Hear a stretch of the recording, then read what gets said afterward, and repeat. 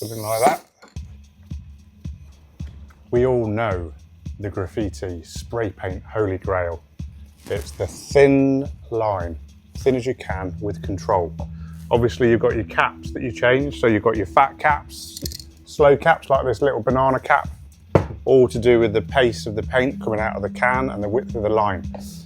Now I see a lot of videos online of different artists, and I'm a little bit behind the times here at Stencil Shed Towers, but I'm going to be giving this, which is a little bit of a click on to your spray can, called the Tiny Pink.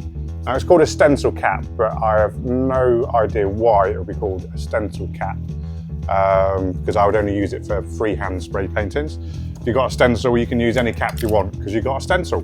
I'm going to give you a little product walk through. First time I've ever used one of these, so it's going to be an honest response in an honest time frame, and I'm going to see if I can spray paint something for it for the first time without trying it anywhere else.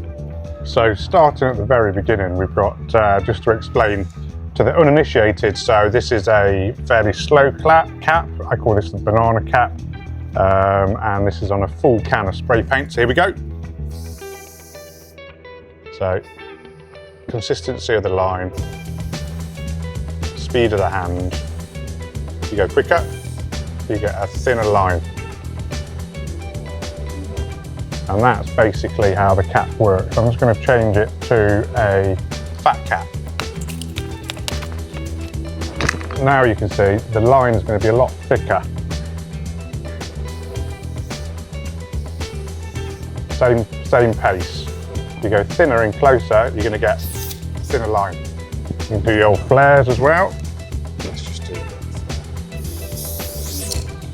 That's the graffiti flare, something like that.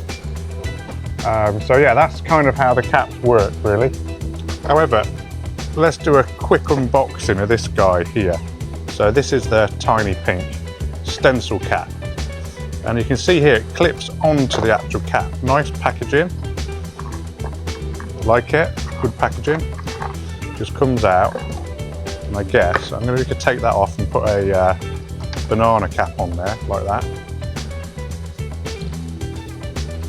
Check that it flows all right. That's a fresh cap as well. And this thing, I guess, just clips on there like that, push down, and then centralise that onto there. So, it's got a reservoir here, so when you spray it, the paint clips down to this. So I better put the plug onto that as well. Right, okay, I think I'm getting the hang of this now. And you spray through the hole to get the thin line. Okay.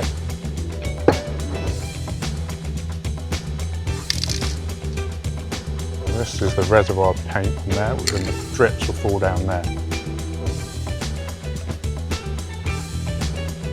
Right, actually, I'm going to switch to a black, just so we can see the contrast on top of the white that I've just spray painted on there.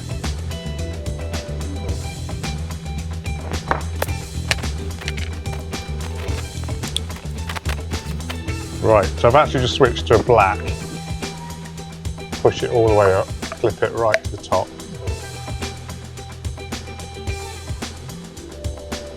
I'm quite excited to see how this is going to go. Here we go. Best angle. Oh, well, that didn't work. Is that clipped on right? Okay. Then right to the top.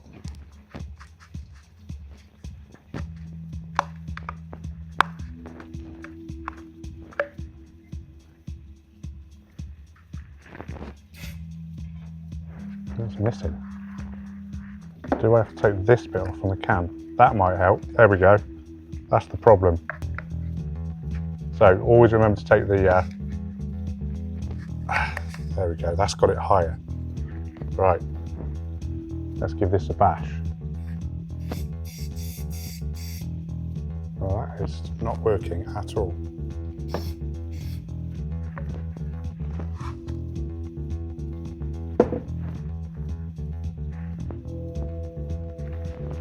Definitely doing something wrong here. Let's go and clean it off.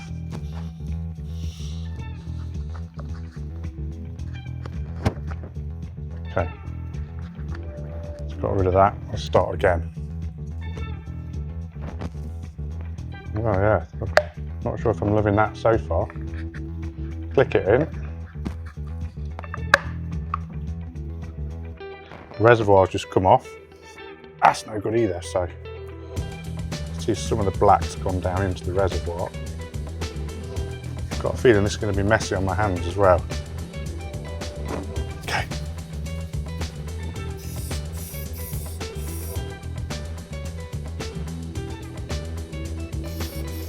Literally doesn't work. Right, after some struggles just here, I've just read if you need a wider line, just widen it with a big drill bit. A 4mm hole is best to start with. Right, so I've got to get the drill out. This is not a good start for this so said stencil cap. Here we go. Better drill a bigger hole. This is a 4mm. Just clean it from both sides.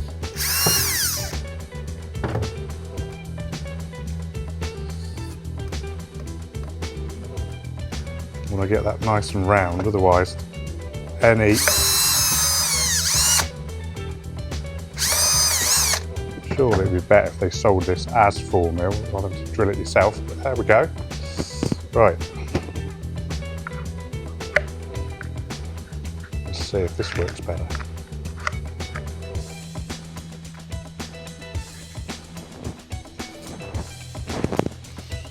Okay, I'm excited now. Okay, that's interesting. That's given a nice line there. Right, I've had a little play with that. Let's just see how this guy empties. Whether it's a messy job or not, I've got an idea that it will be. That flipped off. Oh, here we go. Oh my lord. Yeah, that's a lot of paint wasted really, those lines, isn't it? Right.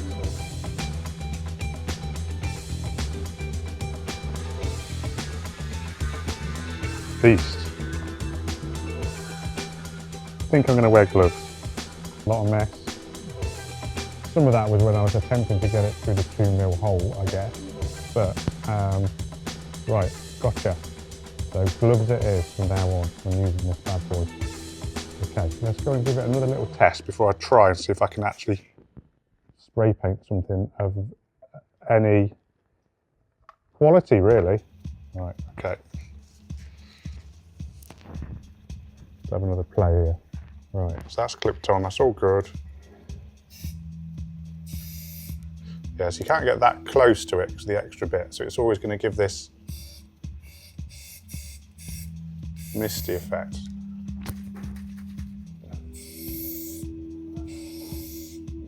It's nice. All of a sudden it clogs like that, so it's kind of annoying as well.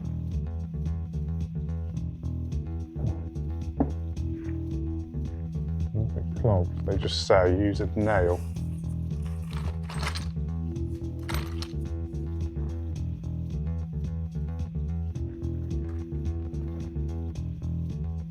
Unclog it, there we are, that works.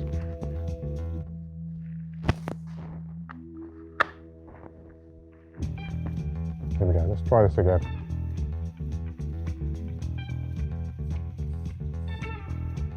Where's it hard? The cap's slightly off. Oh, that's better. Get in there.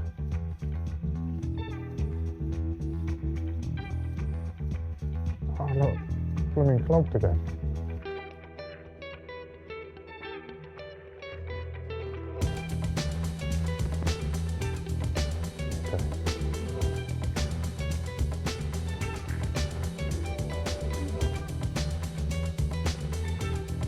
Definitely getting the hang of it slightly more now. Slog again.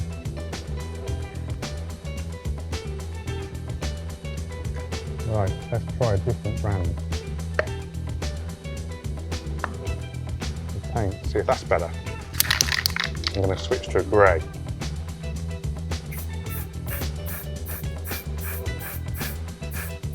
Keep it straight. Oh, that's nice, look at that. Just for doing a bit of shading like that.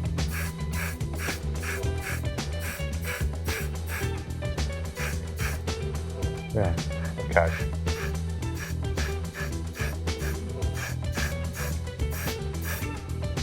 That's nice.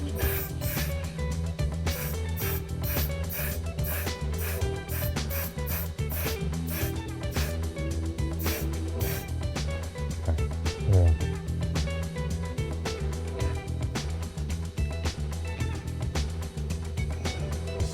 Right, look at that. That wasted paint. Need some sort of bucket or something to put it into, I reckon. Or a canvas, drip it onto a canvas, and then that canvas will be pretty cool with all the drips in the future. That was just a tester. You can go down there. What have we got here? Right, this is a bit of old kitchen cabinet from, well, new kitchen we had put in. Right, I'm going to give this a go. Hedgehog is something that I'm spiky and all this fluffiness. See if I can replicate that in some way on this piece of kitchen cupboard.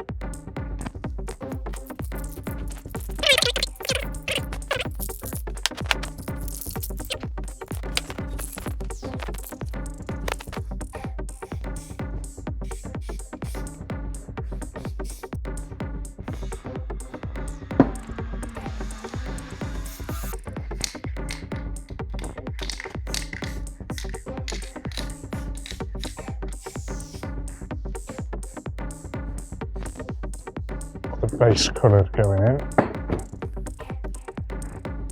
I'll never use grids. Grids are for wimps. Takes all the artistry out of doing something like this. You've got eyes, use them, folks. Trust your eyes. Right, I'm going to switch to the Tiny Pink and drop a load of white onto this. This should be good. The fact that I'm working on this kind of scale is very different for this type of detail piece. You'd usually do it 3 times the size, so it's going to be interesting to see how it turns out with this little device clipped on. No longer pink, it's more black, but that was always going to happen, wouldn't it? Right, okay. Click and clunk that on. Got a fresh cap.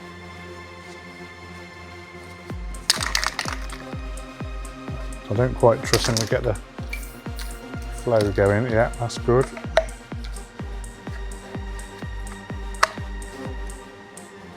Line that up, and then see how we go.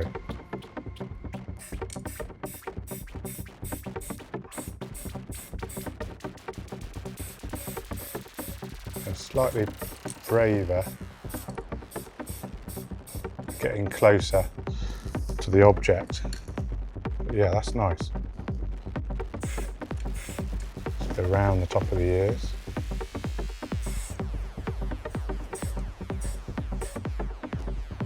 That's too long, but that's all right. Tell you what, let's do the face area first. Well, that's nice.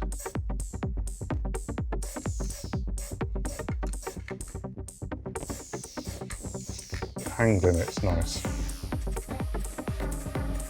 Let's just do the white under the nose just there.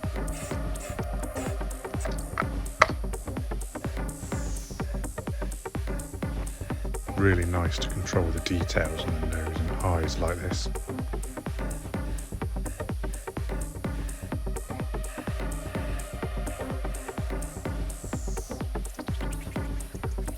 I've never used an airbrush before, but this is probably as close as you can get with the spray can, but you do have to empty this thing a lot before you get mess everywhere if you don't.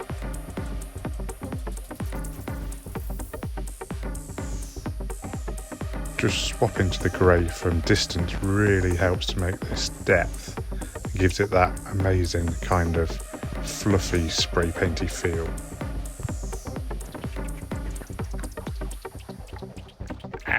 More mess though.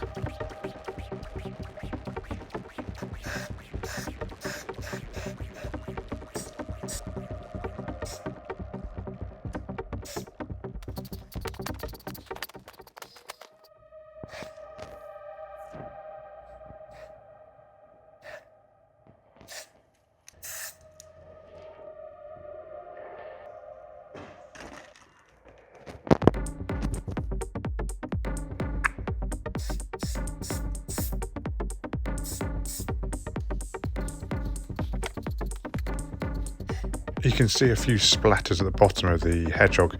Now that's from when I kind of shook the can and it squirted out to the side, so just beware of that when using the Tiny Pink.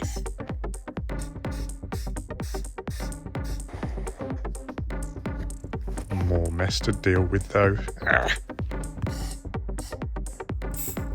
Some finishing touches with the blacks and whites and the spikes. Pretty happy with that as a first go with the Tiny Pink. So my Tiny Pink product test. Well, first of all, my Tiny Pink isn't very pink anymore. It's kind of got those stains all over. Now they recommend just dipping it in acetone to get rid of the grime and grub off it. I'll probably do that when I get a chance. But yeah, I just give it a bit of a wipe down, and I don't mind. If you wear the gloves, you can get through all the pain of the mess. But overall, really pleased with this. And I now understand why it's called a stencil cap, because stencil, this really is the stencil, just very close to the end of the cap on the spray paint. So you can get that really fine line. Now, results wise, you know, this is just something I just pulled off the internet. So I'm not gonna be just for fun really. But yeah, the little hedgehog, detail wise, really pleased with how that's gone. If I was just using standard spray caps, I'd probably at least be double the size and not as much detail. So it opens up a lot of possibilities for spray painting smaller scale freehand, both on murals and on the wood that I use. So yeah, I'm not getting paid for this, but if you fancy getting that thin line with a bit of mess to go to boot, and you're ready for that, then I would highly recommend the Tiny Pink cap. That a lot of the other street artists use. You see it in all their videos. I'm a little bit slow in getting onto the uptake, but I would think it's really going to help. And sod it, put it in your bag. As long as you're having fun, it doesn't really matter, does it? So if you could like and subscribe, that would be amazing. We've got loads of tips coming up, and mural work, art pranks, that sort of fun stuff that you can do with spray paints. So hit subscribe and like this post. Any comments, just make the comments in the usual place, and I hope to catch you all on the next one. Thanks for joining me. Cheers and bye.